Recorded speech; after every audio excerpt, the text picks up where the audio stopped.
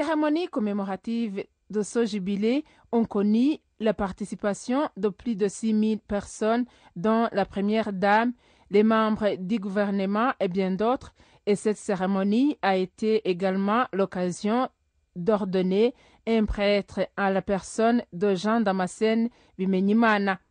La paroisse de Mushaka est reconnue pour avoir initié et réussi le programme de réconciliation entre les rescapés du génocide et leurs bourreaux.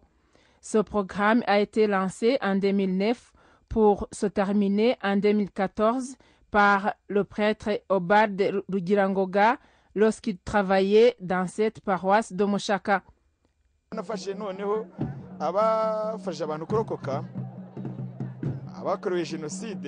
J'ai pris des gens qui ont caché ceux qui étaient persécutés, les rescapés du génocide ainsi que ceux qui ont trempé dans le génocide et je les ai mis ensemble pour voir comment leurs idées peuvent être acheminées dans le cadre de se reconstruire et reconstruire le pays. C'est dans ces concertations que le remède a été trouvé et ce remède consiste à demander et à donner pardon.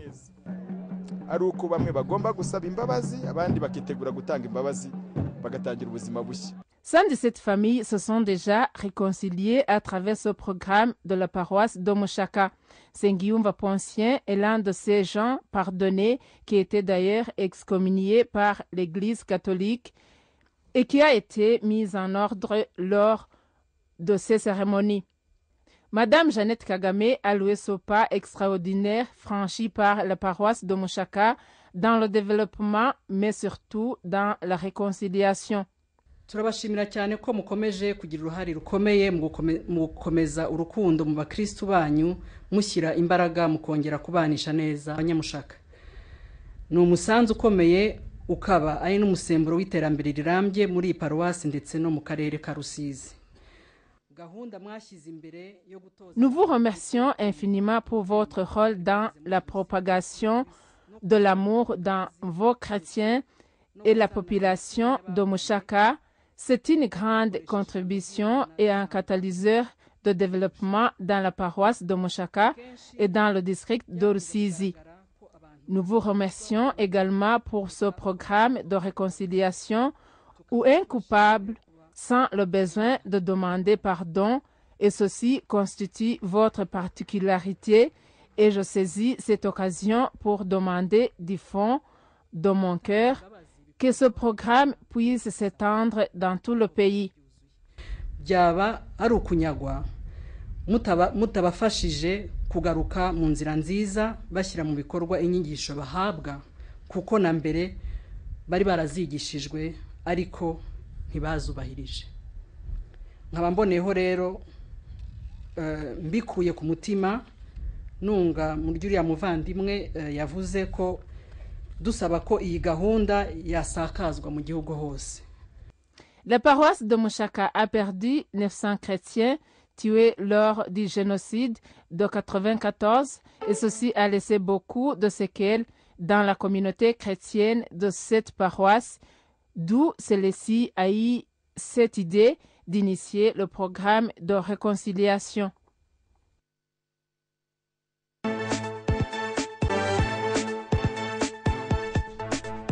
Il était vers 10 heures du matin ce dimanche quand le ministre des Affaires étrangères de l'Érythrée, Ousmane Saleh, a été accueilli à l'aéroport par certains dirigeants du Front patriotique rwandais.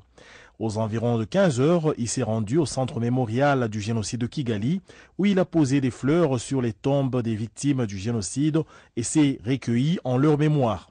Par après, il a visité l'enceinte du centre dans lequel il a appris l'histoire qui avait marqué le Rwanda avant et après la colonisation jusqu'à déboucher au génocide commis contre les Tutsis. Dans un point de presse, Ousmane Saleh a indiqué avec chagrin que ce qui s'est passé au Rwanda effraie et en aucun cas il peut trouver de mots pour l'expliquer. Mais il a salué les efforts fournis pour que le pays se reconstruise à travers l'unité et la réconciliation.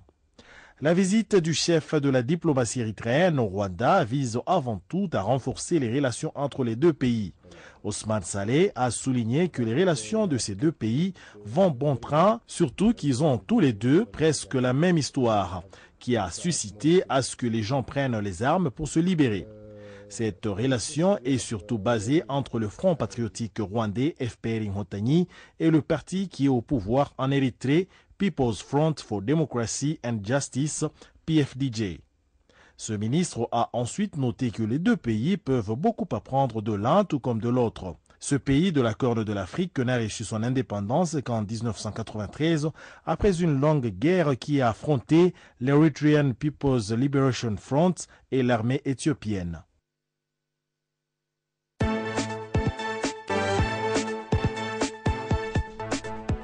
Ces démobilisés non-voyants, suite au handicap que leur a laissé la guerre de libération du Rwanda, habitent dans le village administratif de Kabeza, dans la cellule de Gako du secteur Masaka. Ils constituent 9 familles d'environ 60 personnes. Ils vivent de l'assistance de la Commission nationale de démobilisation et de réintégration et peu d'entre eux sont des éleveurs de vaches laitières. Ils viennent de passer 4 ans dans son village.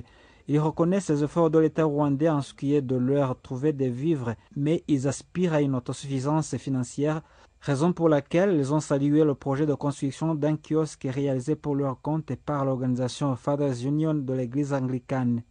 Augustin Rutaïsi, le président de la coopérative Kuigira de ces démobilisés, dit que l'assistance que leur donnait le gouvernement rwandais commençait à devenir insuffisante par rapport au prix sur les marchés. Pour Augustin Ngendanumwe, le gouvernement du Rwanda n'a aménagé aucun effort pour leur donner toutes sortes de formations conformément à leur cécité, ce qui les a aidés à s'adapter à la vie normale du pays.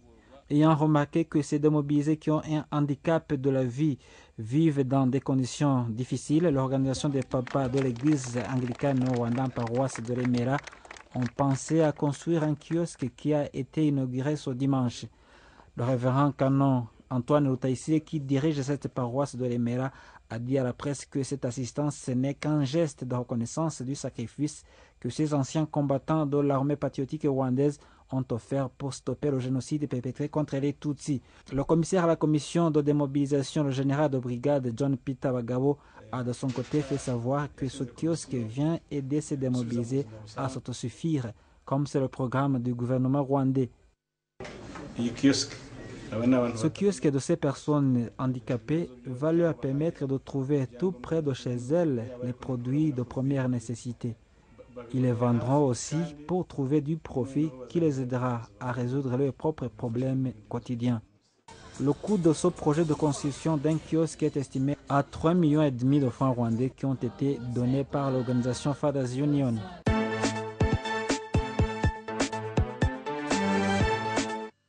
Cette visite a commencé par des échanges de mots au pied-à-terre du gouverneur. Thierno Boubacar Cissé a fait observer une minute de silence à la mémoire de tous les soldats tombés sur le champ de la libération du Mali. La région de Ségou, à l'instar de tout le reste du Mali, est heureuse et fière de la présence du chef de la mission Serval aux côtés des forces de défense et de sécurité du Mali dans cette noble mission de la restauration de l'intégrité du territoire. On a le sentiment d'être venu ici au Mali pour la bonne cause. J'ai fait beaucoup d'interventions et d'opérations extérieures et jamais j'avais ressenti, et je pense être l'interprète de tous mes hommes, jamais nous avions ressenti le fait que notre mission s'inscrivait autant dans une cause juste. Après cette cérémonie, direction les sites touristiques. Pendant près de 4 heures, le général de Saint-Quentin s'est largement baigné dans la riche culture bambara de Ségou. D'abord à Sekoro, où se trouve le mausolée et les 7 vestibules de Biton Mamari Koulibaly, le fondateur du royaume bambara de Ségou. Il y a 301 ans, quand le roi de Ségou devait recevoir ses hôtes, ces derniers devaient traverser les 7 vestibules avant d'être face à Biton Koulibaly. Chaque vestibule avait son secret. Hydromiel, dolo, oracle, griot, et chaque salle renseignait le roi sur le caractère de son visiteur. Selon le chef de village de Sekoro, Kokedien Koulibaly, un des petits-fils de Biton Mamari Koulibaly, plusieurs fétiches et autres instruments de pouvoir de Biton sont gardés en secret. Cependant, les gourdins, les fusils, les haches, les saguets, la peau sur laquelle s'asseyait le roi de Ségou sont encore visibles. Autre monument visité, c'est celui de Louis Archinard, ce Français qui a mis fin au règne de El Hadj Oumar en 1893. Le ndomo ou l'atelier de teinture traditionnelle a été visité par le général de Saint-Quentin. On apprend ici que chaque signe sur le Bogola a une signification bien déterminée. La remise des cadeaux par les autorités militaires et civiles et du maire de la commune rurale de Pelengana a mis fin à cette visite.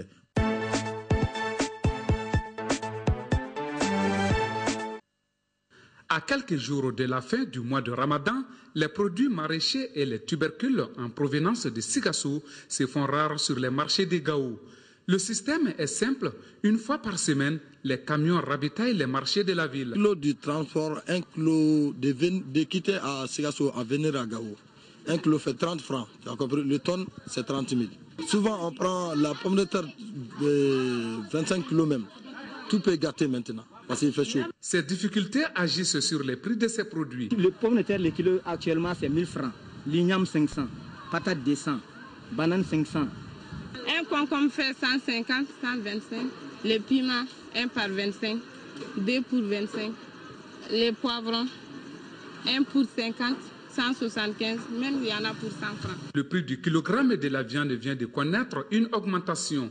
De 2000 francs CFA, il est vendu aujourd'hui à 3000 francs CFA.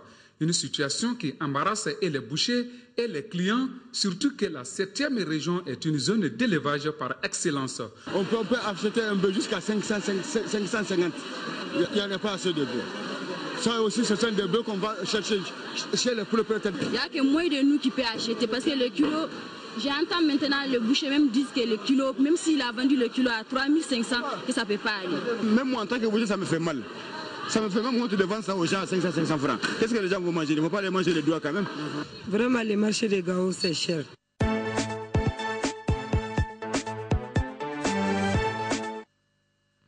Le présent appui de l'État à travers le ministère de l'économie et de l'action humanitaire est constitué de 40 tonnes de riz, 20 tonnes de mil, 10 tonnes de sucre, d'huile, de lait et autres denrées. Il est destiné à 1000 ménages à travers la région de Sikasso. Depuis que nous sommes là, il y a eu beaucoup d'actions en faveur des déplacés, de manière directe par l'État, de manière indirecte des partenaires de l'État qui ont aidé les déplacés.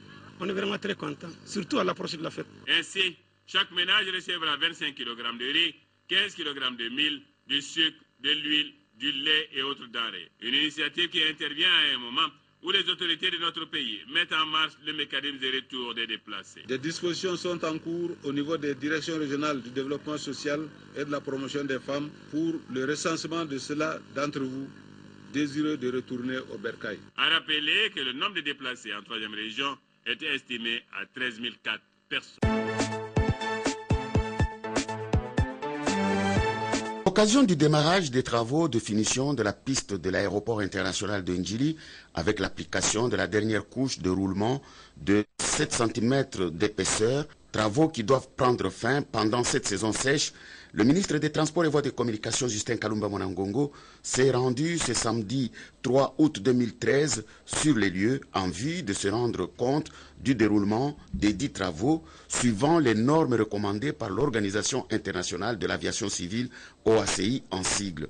Cette dernière phase des travaux va permettre ainsi de doter l'aéroport international d'Ndjili d'une piste de 4000 mètres de long et 60 mètres de large, totalement réhabilitée et modernisée. Le numéro 1 des Transports et Voies de Communication a mis à profit cette visite pour inspecter d'autres chantiers à l'aéroport international d'Ndjili. Il s'agit de la nouvelle tour de contrôle, de la caserne anti-incendie, de la centrale électrique, du prolongement du tarmac de 26 000 mètres carrés de surface ainsi que de l'aérogare modulaire. Nous insistons sur l'ensemble de ces travaux parce qu'il faut prendre ces questions liées à l'aviation civile comme un paquet, comme un tout, au moment où et les chefs de l'État et les chefs du gouvernement insistent pour que nous puissions avoir une nouvelle compagnie aérienne nationale. L'ambition du côté des infrastructures, c'est de faire en sorte que d'ici 2016, nous ayons au minimum 3 aéroports certifiés conformes et peut-être, si on peut travailler un peu plus, 5 aéroports sur l'ensemble du pays.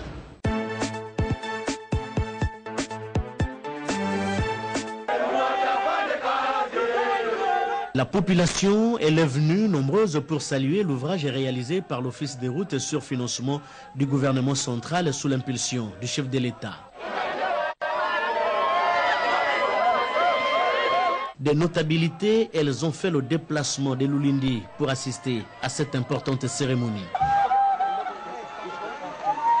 Après sa destruction le 18 mars dernier, le pont Lulindi est aujourd'hui rénové en termes de tonnage, en termes de longueur, en termes de largeur. C'est la fierté de tout un peuple. Une fierté ponctuée de reconnaissance vis-à-vis des dirigeants du pays.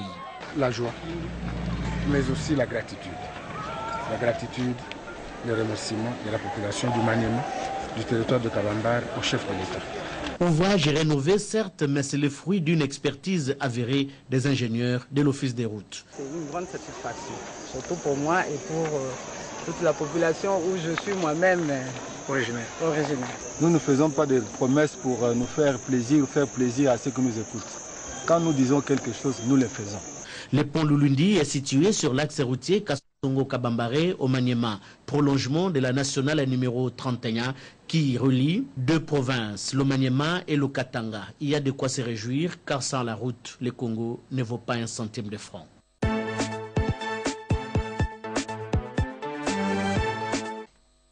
Après avoir fait aboutir le chantier des télécoms, nouvelles technologies de l'information et de la communication par l'inauguration du point d'atterrage de Moanda, les ministres de Postes, Télécommunications et Nouvelles Technologies de l'information et de la communication, le professeur Trifon Kikemulumba, se consacre désormais à restaurer les érudits de la poste congolaise.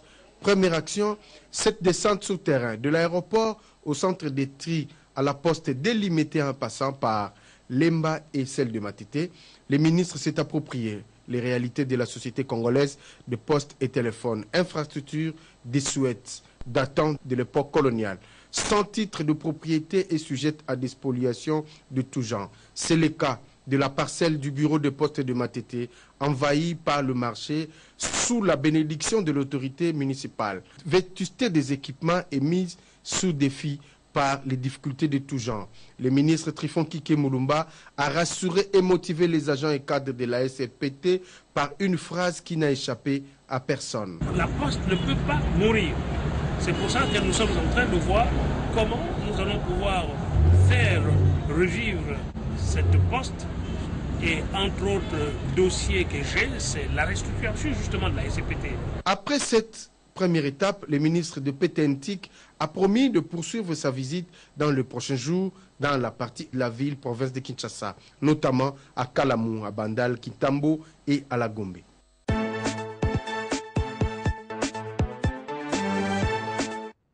Chaque année, l'État gabonais paye 22 milliards dans les dépenses de l'eau et de l'électricité pour les édifices publics, soit 9 milliards en facturation et 13 pour les pénalités. Avec autant d'argent sorti de ces caisses, une maîtrise des dépenses apparaît comme un enjeu important.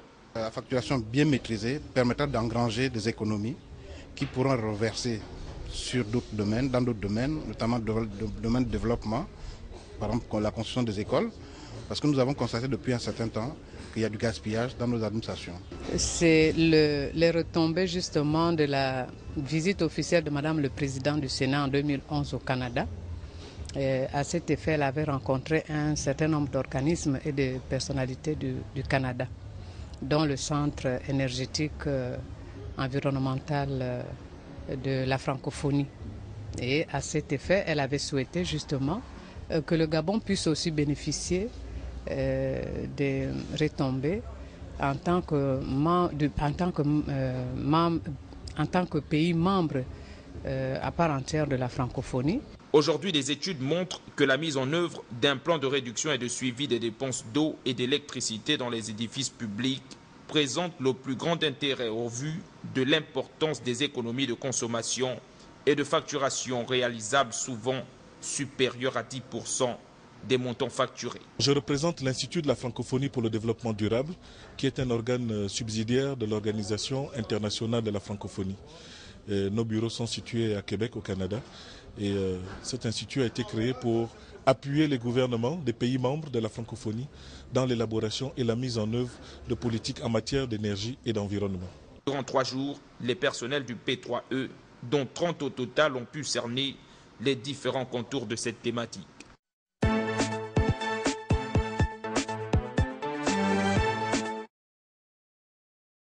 Pour cette troisième semaine dans le calendrier des conférences budgétaires 2013, 6 missions avaient rendez-vous avec la Direction générale du budget. Parmi elles, la mission Aménagement du territoire et tourisme, que nous présente ici Isidore Toukoumou-Bedi, directeur général de l'aménagement du territoire. D'une manière globale, c'est une action concertée qui consiste à réduire les disparités inter- et intra-régionales. La budgétisation par objectif du programme est une démarche irréversible dans laquelle est engagée notre administration publique.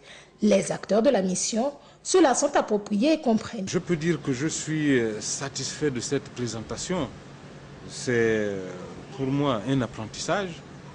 Nous sommes en train de passer d'un budget de moyens à une budgétisation par objectif de programme. Les enseignements qui nous ont été donnés ont été respectés selon les examinateurs. Nous avons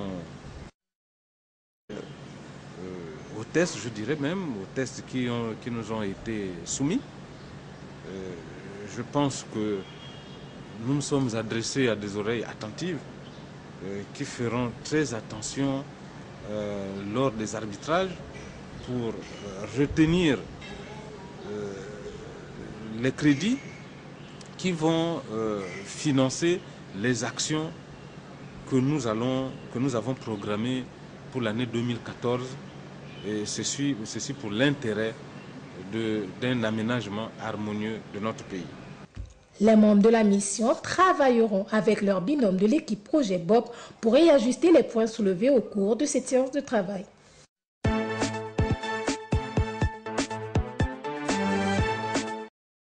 A soufflé sur le continent africain autour des années 1960.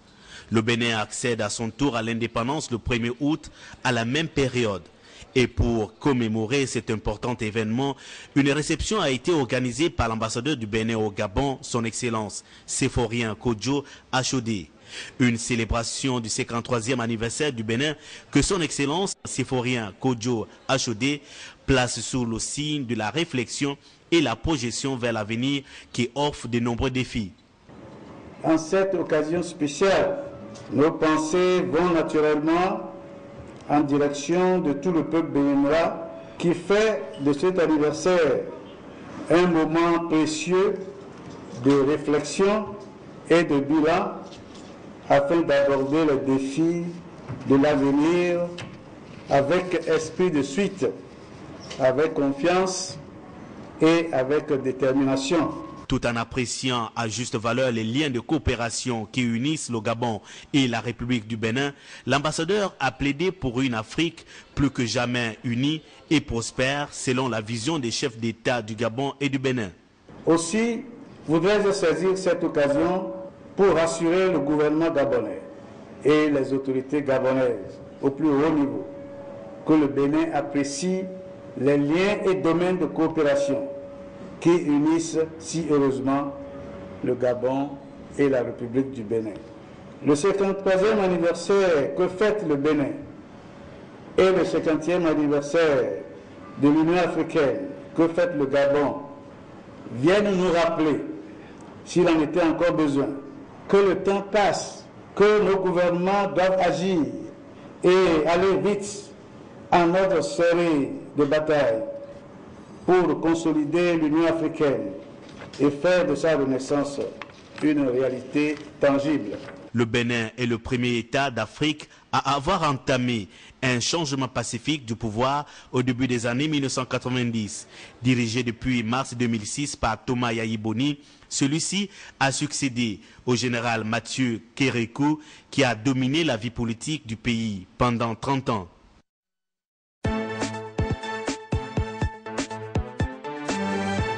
Comme un tatouage, le souvenir reste encore gravé dans les mémoires des usagers qu'emprunter l'axe routier Lalara-Makokou relevait d'une véritable épopée, sinon de la croix et de la bannière, au regard du mauvais état de la route, doublé de son corollaire, la poussière qui aveuglait les conducteurs, rendant la circulation dangereuse. Fort heureusement, comme le disait feu président Omar Bongo Ondimba, je cite, « Quelle que soit la longueur de la nuit, le jour finit par paraître ». Fin de citation. Le miracle s'est produit avec la politique de l'émergence impulsée par le président de la République, Ali Bongo Ondimba, qui a fait appel à une entreprise chinoise pour lui confier les travaux de la construction de la voie de communication reliant Lalara Makokou, concrétisant ainsi la sacro-sainte phrase d'une coopération gagnant-gagnant. Quelle joie et quel plaisir de circuler désormais sur un tel chef-d'œuvre fiable et viable en toute saison. Devant une telle merveille, on peut se permettre de dire qu'en matière de construction de routes, si les Chinois n'avaient pas existé, on les aurait inventés. Car voilà ce qu'on appelle le progrès qui ne vaut que s'il est partagé par tous.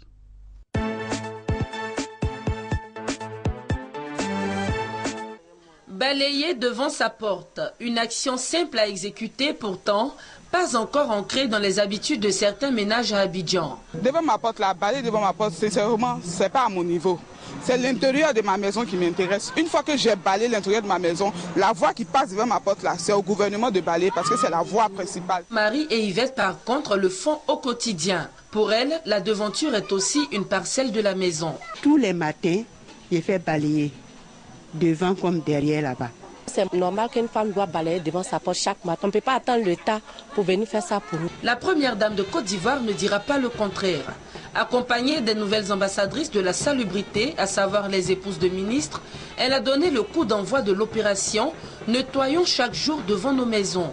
Je n'ai pas hésité à adhérer à cette campagne car je considère que rien n'est plus important que d'offrir à nos concitoyens, et plus particulièrement à nos enfants, un cadre de vie favorable à leur plein épanouissement. Nous le savons, la propreté, c'est la santé, et la santé, c'est la vie. Pour le ministre de l'Environnement et de la Salubrité urbaine, les 20 milliards annuellement investis par le gouvernement pour combattre l'insalubrité ne sauraient être utiles sans une réelle prise de conscience de la population. Tous ces efforts resteront vains et n'apporteront pas grand-chose s'il n'y a pas un changement de comportement des populations ivoiriennes. C'est à la commune de Marcory que l'honneur est revenu d'abriter la cérémonie de lancement de l'opération « Nettoyons chaque jour devant nos maisons ». Le président veut faire la Côte d'Ivoire un pays émergent, mais on ne peut pas avoir un pays émergent si on n'est pas propre. Donc nous allons conjuguer émergence de Côte d'Ivoire avec propreté de la Côte d'Ivoire. L'opération s'étend sur 3 mois.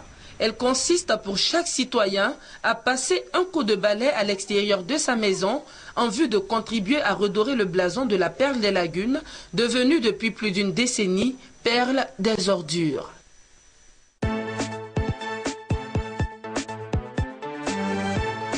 Combien sont-ils les Ivoiriens qui méconnaissent leurs droits ou qui en abusent? Combien sont-elles les victimes des exactions de viol qui ne savent que faire par pure ignorance de leurs droits? Dans la commune de Yopougon, le constat est amer.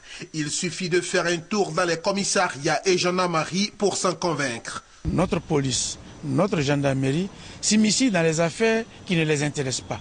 Au point où les commissariats et les gendarmeries sont remplis. Et ils font du zèle. Pour rien d'une dette que quelqu'un n'a pas pu payer, alors c'est eux qui mettent les gens en prison. Ce n'est pas seulement en Côte d'Ivoire qu'il y a des erreurs judiciaires, il y en a partout. Mais il faut faire en sorte que les erreurs soient les moins possibles et que ce ne soit pas le fait d'hommes. C'est pourquoi il faut améliorer la qualité de la justice, faire en sorte qu'on ait des outils performants. En initiant cet atelier de formation qui a regroupé chefs coutumiers, communauté de la CEDEAO, ONG et le grand public de la commune, le maire Kafana Koné entend aider ces populations à mieux s'imprégner des lois ivoiriennes. Nous nous inscrivons entièrement dans la volonté du chef de l'État de faire de ce pays un État de droit, où chaque citoyen est conscient de son rôle, de ses droits, et où chaque agent de l'État joue pleinement son rôle. Pour Malan et Ounoukan Laurent, cet atelier de formation vise à enseigner les voies et les formalités prescrites pour les lois ivoiriennes aux auditeurs. La formation co-assurée par l'ONG Transparency et une ONG allemande a permis aux participants de se familiariser aux règles et procédures d'accès à la justice. Car connaître ses droits et ceux des autres est un gage de protection des personnes et des biens, a dit le conférencier.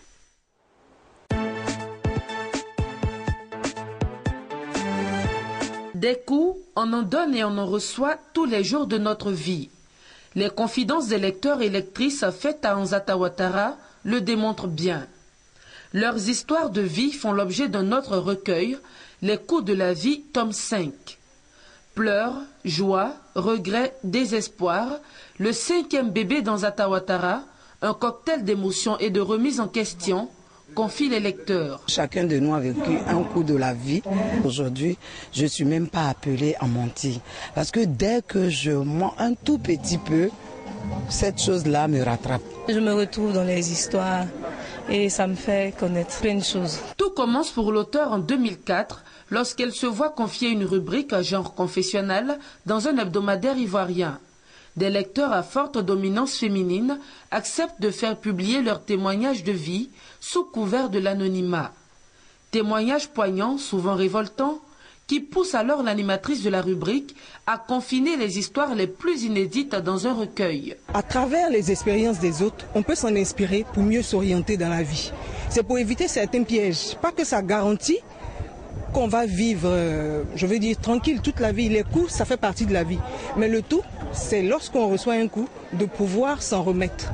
L'auteur, titulaire d'un master en journalisme, remet donc le couvert avec Les coups de la vie, tome 5.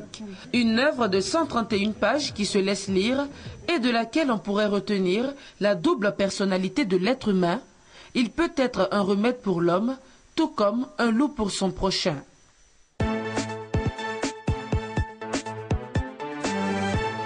Cette incinération symbolique à l'entrée du marché d'Amdiaras doit servir de leçon aux commerçants et ménagères qui continuent d'utiliser ces matières non biodégradables, dira à l'entame de la cérémonie le maire de la ville d'Amdiaras, Hassan Boy Morceau. Président cette modeste cérémonie, le secrétaire général de la région de l'Endi-Est a exhorté ses administrés à une prise de conscience aiguë pour un environnement sain et viable. Aujourd'hui, nous donnons l'exemple. Nous avons brûlé un peu de Leda, mais prochainement, ça va être de très fortes amendes. En N'Djamena, quand on brûle Leda, on amende les gens à 150 000 francs. Donc, au niveau de la région, tout comme au niveau du département et au niveau du département de Wadi Hawar, nous allons sortir un acte. Tout commerçant chez qui on va trouver le Leda, ça va être une très forte amende. Il faudrait que la population comprenne ça. Noudji Wassam Gérard d'ajouter que la répression s'en suivra si d'aventure les commerçants ne respectent pas la mesure interdisant l'utilisation de l'EDA sur toute l'étendue du territoire national et plus particulièrement à Amdiaras.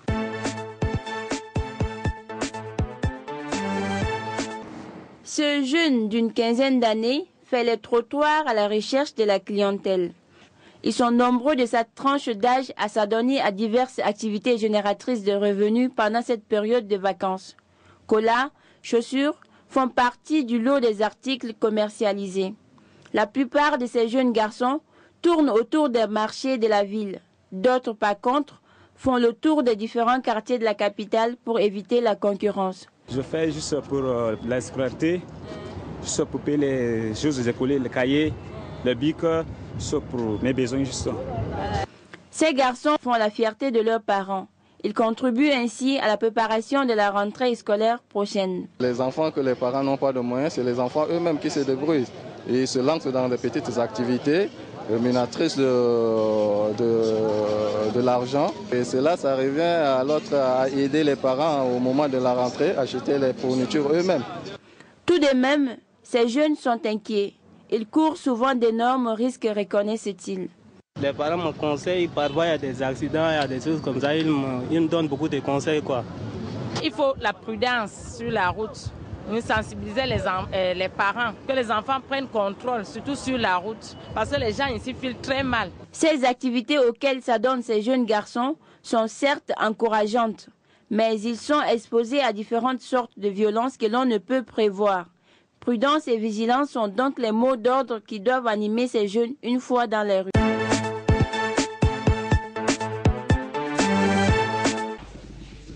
Un broyeur à double moteur, une presse hydraulique avec moule ou encore cette machine prête à broyer tout ça de roche.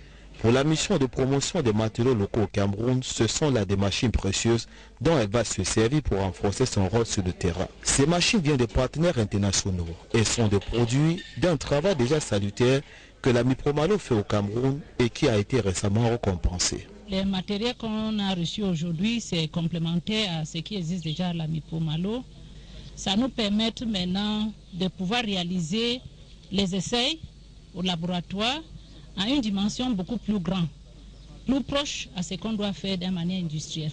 En plus de ces équipements de laboratoire ou de travail de valorisation de la terre, des manuels pédagogiques conçus et édités par la Mipromalo ont été également présentés à la communauté scientifique et aux étudiants lors de cette cérémonie au siège même de cette structure en charge dans le pays de la promotion des matériaux locaux et la réduction du coût des équipements et des infrastructures. Avec ces nouveaux équipements et ces manuels, à la portée du public, le ciel s'éclaircit de plus en plus au Cameroun sur les matériaux locaux dont la promotion auprès des populations pour usage, on le sait, est un des chevaux de bataille des pouvoirs publics.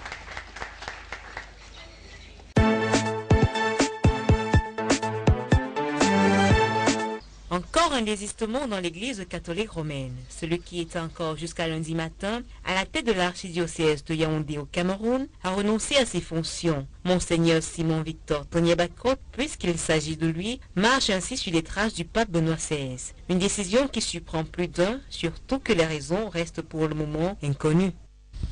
Soupli comme tout le monde, et s'il a fait cela, je crois que il n'a pas, lui-même n'a pas donné les raisons. Les raisons qu'on donne maintenant, c'est des raisons que la presse donne, les gens donnent comme ça. Lui, il n'a pas fait une conférence de presse comme le pape avait fait pour donner ses raisons. Nommé archevêque de Yaoundé en 2003, ce prélat de 66 ans aura marqué les esprits par des sermons dirigés contre la pratique de l'homosexualité et pas seulement. Selon des informations recueillies dans le journal La Nouvelle daté du 15 juillet 2013, Victor Tonyebakot serait impliqué dans un scandale financier avec la société immobilière dénommée La Foncière, société dans laquelle l'archidiocèse de Yaoundé possédait des actions.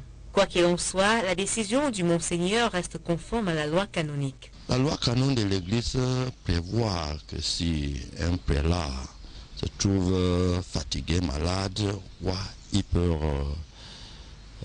se renoncer. Comme ils l'ont fait lors de la renonciation du souverain pontife Benoît XVI il y a quelques semaines, les fidèles de l'église catholique romaine prient également pour le désormais archevêque émérite Tonyebakot. Tout le monde reste dans l'attente des raisons justifiant ce départ soudain. Le Saint-Siège a passé le relais à Monseigneur Jean Bargard qui va administrer l'archidiocèse de Yaoundé avec plénitude de pouvoir.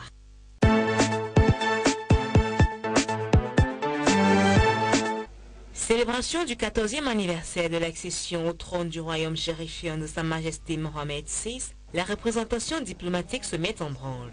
C'est le Hilton Hotel de Yaoundé au Cameroun qui a accueilli dans la soirée du 30 juillet 2013 les invités de son Excellence Larsen Sailé, ambassadeur du Maroc au Cameroun.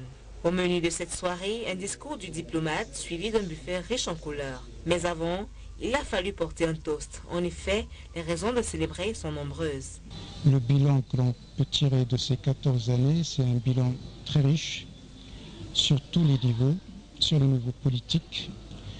Il y a une transformation de la situation en bien au Maroc, des réformes structurelles, une nouvelle constitution, un changement paisible dans la continuité des traditions au Maroc, jointe à la modernité, donc au respect des droits de l'homme et à la démocratie. Le roi apporte beaucoup autant pour les Marocains, mais aussi pour le continent. Il a su développer les compétences de nos Marocains et de l'Afrique en général. Il veut travailler avant tout avec nos concitoyens africains, avant de partager avec les autres pays en développés ou en développement. Au sujet de la qualité des relations qui existent entre le Cameroun et le Maroc depuis 1965, tout semble beau fixe, avec plusieurs réalisations et de nombreux projets en cours. Il y avait des partenariats concernant la pêche maritime. D'ailleurs, il y a des stagiaires camerounais qui sont partis au Maroc dans ce sens. À l'Arrache, là où il y a un institut de formation dans ce domaine. Il y a un partenariat dans le domaine aérien, bien sûr, avec l'implantation de Royal Air Maroc sur le Cameroun, avec des fréquences sur Douala et Yaoundé aussi. Dans le domaine de l'eau potable et le secteur financier et bientôt les assurances aussi. Un rappel, le roi Mohamed VI a honoré le Cameroun de sa présence par 2 reprises. C'était alors en 2001 et en juin 2004.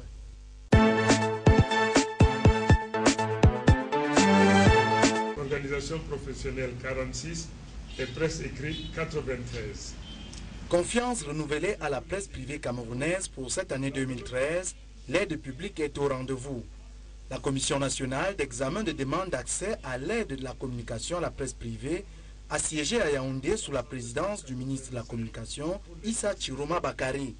À l'ordre du jour, présentation de la grille des 207 dossiers à délibérer avant le passage à la caisse. Toutes obédiences confondues dans les supports médiatiques sont valablement représentées. Presse écrite, presse cybernétique, radio-télévision, organisations professionnelles et associations. Cette initiative de soutien du gouvernement à la presse privée date de 5 ans déjà et a pour mission d'assister la presse dans ses multiples fonctions de dissémination de l'information au quotidien.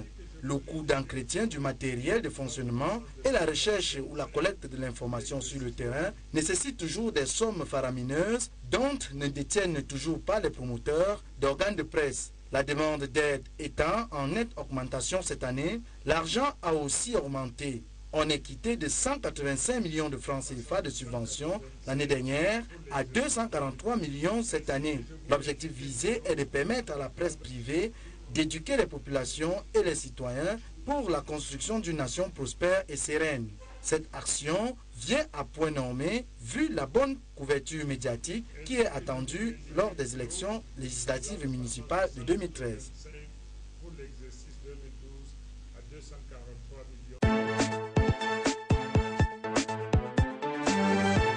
Bref délai, procéder à la formation et à l'insertion de 1000 jeunes volontaires et socialement vulnérables avec le concours de l'Agence du service civique national de participation au développement. Au cours d'un point de presse qu'elle a présidé au sein de son département ministériel le 1er août 2013, Catherine Bakambok, ministre des Affaires sociales, qu'accompagnait Issa Chiroma Bakari, ministre de la Communication du Cameroun, est revenue sur les contours de ce programme. L'opérationnalisation du dit cadre de collaboration va ainsi permettre à 1000 volontaires essentiellement issus des couches vulnérables, à savoir les pygmées, les bororo, les peuls, les enfants de la rue, les jeunes des zones frontalières. Ce programme va permettre de bénéficier d'une formation et d'une insertion socio-économique.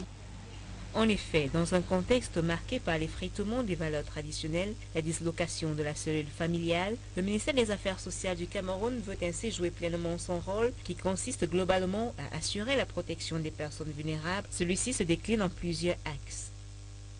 Les missions qui lui sont dévolues concernent en effet la prévention et le traitement de la délinquance juvénile et de l'inadaptation sociale, la lutte contre les exclusions sociales, la lutte contre le trafic des personnes, notamment des enfants mineurs, la protection des personnes victimes d'abus physiques, le suivi des procédures de protection de l'enfance en difficulté, le suivi et la protection des personnes victimes de trafics humains, des personnes âgées, des personnes handicapées, ainsi que des personnes concernées par l'usage des stupéfiants.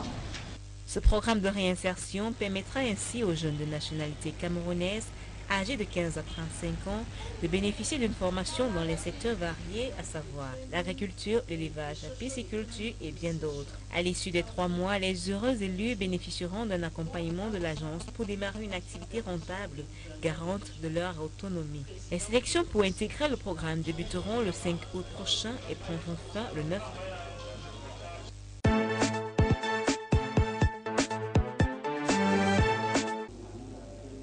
Ce n'est pas facile.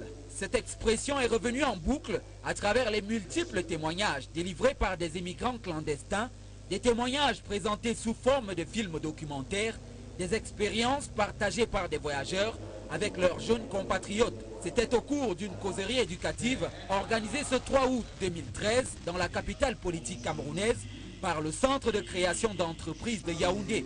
Il s'est agi, en cette période de vacances scolaires, de sensibiliser les jeunes sur les dangers de l'immigration clandestine.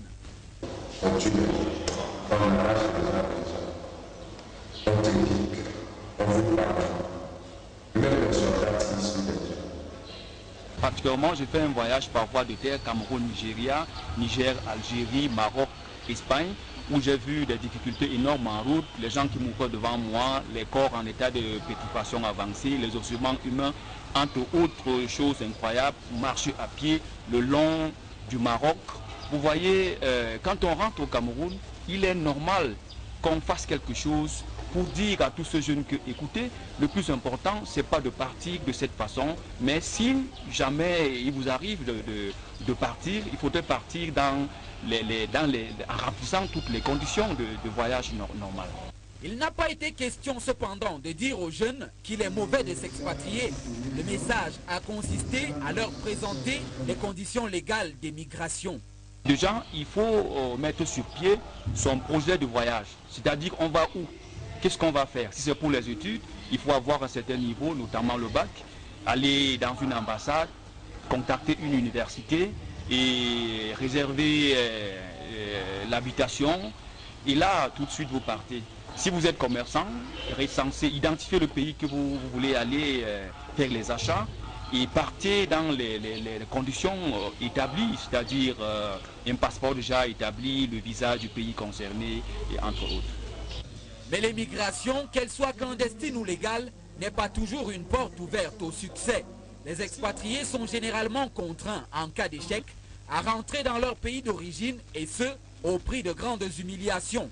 Leur réinsertion socio-professionnelle est cependant garantie par ce partenariat entre le Centre de création d'entreprises de Yaoundé, l'Association des rapatriés et de lutte contre l'immigration clandestine du Cameroun, AREC, et l'organisation Welcome Back Cameroun, un programme de prise en charge qui se déploie d'ailleurs à travers un dispositif bien organisé. Il y en a qui, en partant d'Europe, contactent nos partenaires d'Europe. Il y en a qui, arrivés au Cameroun, ont l'information par le biais des médias ou alors des gens que nous avons déjà encadrés. Il y en a qui, pour ceux qui sont rapatriés à l'aéroport, puisque nous travaillons en collaboration avec la police des frontières, la police des frontières les informe de l'existence de notre programme et ils prennent les dispositions pour entrer en contact avec nous. Cette causerie éducative a par ailleurs été l'occasion pour ses organisateurs d'interpeller les autorités politiques du Cameroun à plus de transparence et d'objectivité dans la gestion des affaires de l'État. Le Cameroun possède de grands atouts et la lutte contre l'immigration clandestine passe surtout par le fait d'offrir à ces jeunes citoyens un cadre socio-professionnel viable dans leur propre pays.